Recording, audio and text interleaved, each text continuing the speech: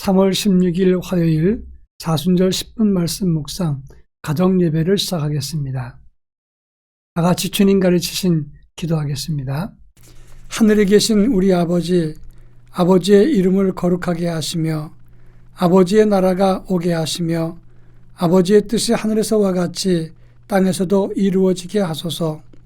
오늘 우리에게 일용할 양식을 주시고 우리가 우리에게 잘못한 사람을 용서하여 준 것 같이 우리 죄를 용서하여 주시고 우리를 시험에 빠지지 않게 하시고 악에서 구하소서. 나라와 권능과 영광이 영원히 아버지의 것입니다. 아멘. 찬송가 313장 내 임금 예수 내 주여, 찬송가 313장을 부릅니다.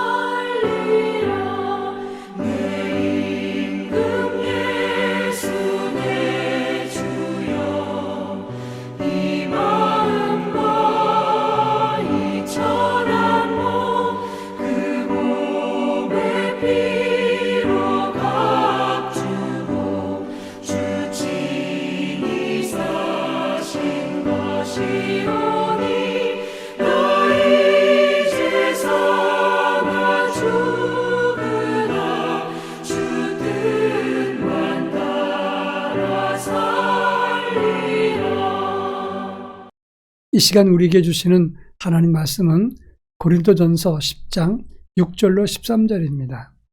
고린도전서 10장 6절로 13절 말씀을 한 절씩 교독합니다. 제가 전체를 읽겠습니다. 이러한 일은 우리의 본보기가 되어 우리로 하여금 그들이 악을 즐겨한 것 같이 즐겨하는 자가 되지 않게 하려 함이니, 그들 가운데 어떤 사람들과 같이 너희는 우상 숭배하는 자가 되지 말라. 기록된 바 백성이 앉아 먹고 마시며 일어나서 뛰논다 함과 같으니라. 그들 중에 어떤 사람들이 음행하다가 하루에 23,000명이 죽었나니 우리는 그들과 같이 음행하지 말자. 그들 가운데 어떤 사람들이 주를 시험하다가 뱀에게 멸망하였나니 우리는 그들과 같이 시험하지 말자. 그들 가운데 어떤 사람들이 원망하다가 멸망시키는 자에게 멸망하였나니 너희는 그들과 같이 원망하지 말라. 그들에게 일어난 이런 일은 본보기가 되고 또 말세를 만난 우리를 깨우치기 위하여 기록되었느니라. 그런즉 선줄로 생각하는 자는 넘어질까 조심하라. 사람이 감당할 시험 밖에는 너희가 당한 것이 없나니 오직 하나님은 미쁘사 너희가 감당하지 못할 시험 당함을 허락하지 아니하시고 시험 당할 즈음에 또한 피할 길을 내사 너희로 능히 감당하게 하시느니라. 아멘. 우리가 아는 고린도 교회는 신앙생활에서 생길 수 있는 수많은 문제를 가지고 있는 그런 교회였습니다. 동시에 그 문제를 해결하기 위해서 바울은 많은 권고와 교훈의 편지를 썼는데 그것이 바로 우리가 알고 있는 고린도전서 후서가 됩니다. 고린도전서 10장의 말씀은 그 당시 고린도 도시가 우상숭배의 중심지였기 때문에 교회도 그 영향을 받아서 우상숭배를 하거나 우상의 제물을 먹는 문제와 그런 갈등이 존재했다고 하는 것입니다. 바울은 이러한 문제를 지적하면서 민수기 25장에 나오는 모압 땅 시딤에서의 우상숭배했던 그 사건을 언급하면서 지금 우상숭배자가 되지 말라고 경고하고 있는 것입니다. 본문에서는 바울이 말합니다. 오늘의 교회 문제를 구약에서 본보기와 교훈을 삼아야 된다고 말씀하고 있다고 하는 겁니다. 본문에서 주시는 교훈, 구약에서 어떤 예를 차용했는가 한번 상관성을 가지고 함께 생각해 보도록 하겠습니다. 먼저 6절 말씀 보면 광야에서 하나님의 징계와 심판을 받았던 악한 행위는 오늘 고린도 교회의 큰 본보기가 되었다라고 말하고 있습니다. 그렇습니다. 이스라엘 백성들이 출애굽을 해서 광야 40년 동안 가졌던 악한 행동은 오늘날 교회의 모든 본보기가 된다고 하는 것을 알아야 됩니다. 그렇다면 고린도 교회 당시에 그들에게 주었던 이 구약의 교훈은 어떤 것이 있는가? 먼저 하나님이 베푸신 만나, 그 만나를 먹으면서 이스라엘 백성들은 이 만나 외에는 먹을 것이 없다. 우리의 정력이 쇠하다고 불평을 했습니다. 하나님의 기적을 보고도 불평했다는 것입니다. 홍해바다를 만났을 적에는 원망하다가 대적을 했고 또 모세가 시내산에서 십계명 두 돌비를 받으려고 시내산에 올라갔을 때는 그 밑에서는 금송아지를 만들어 놓고 우상숭배를 했습니다. 또 민수기 25장에 보면 모압 땅 시딤에서 우상숭배를 하고 음행에 동참했다가 24,000명이 죽기도 했다고 하는 겁니다. 바로 이런 사건들을 언급하면서 이러한 교훈을 우리가 간과하지 말고 신앙생활에 본보기를 삼아야 된다. 이렇게 바울은 강조했던 것입니다. 우리 인생은 영과 육을 가진 존재입니다.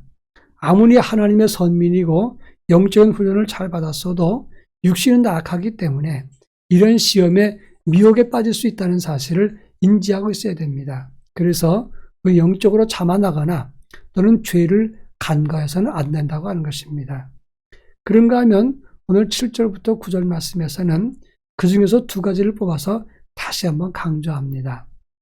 첫째는 오늘 9절에 보면 주를 시험하다가 뱀에게 멸망하였나니라고 말씀했습니다. 이것은 민수기 21장 호르산 에돔 땅의 광야 노벳 사건을 말하는 것입니다. 또 그런가 하면 우상숭배하지 말라는 말씀을 강조했는데 이것은 민수기 25장에 나오는 시딤에서의 우상숭배와 그리고 음란한 행위를 말하는 것입니다.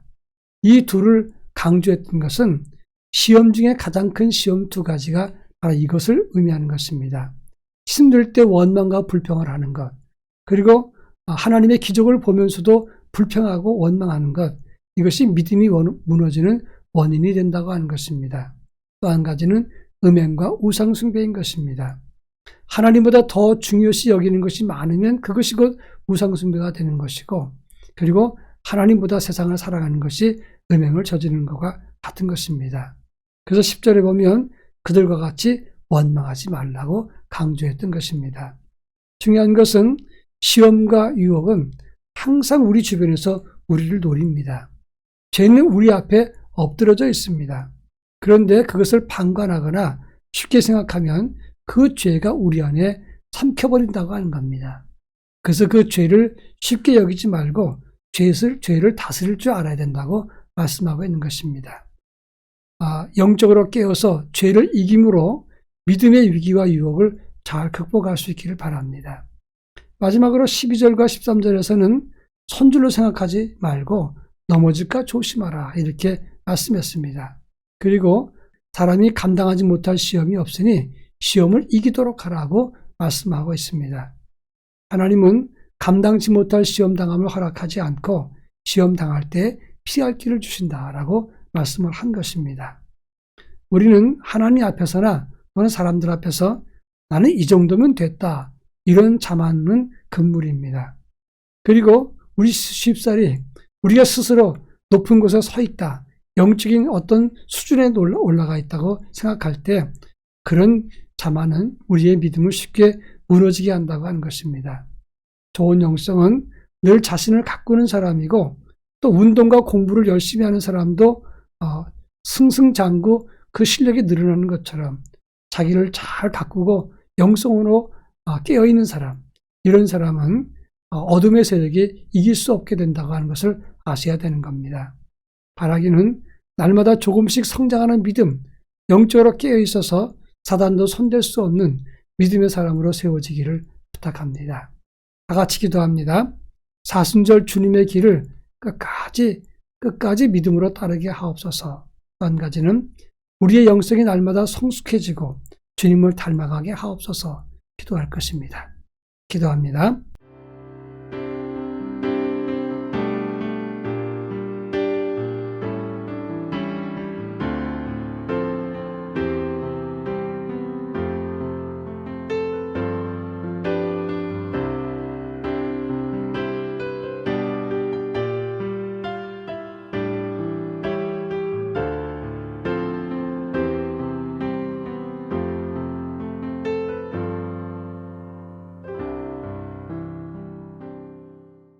사랑 많으신 주님 감사합니다.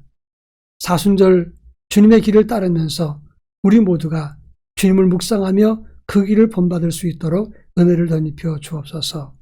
우리 영성은 말씀과 함께 지냄으로 날마다 새로운 영성으로 거듭나게 하시고 또 주님을 따름으로 주 안에서 시험을 이길 수 있도록 은총을 덧입혀 주옵소서. 예수님의 이름으로 기도합니다. 아멘.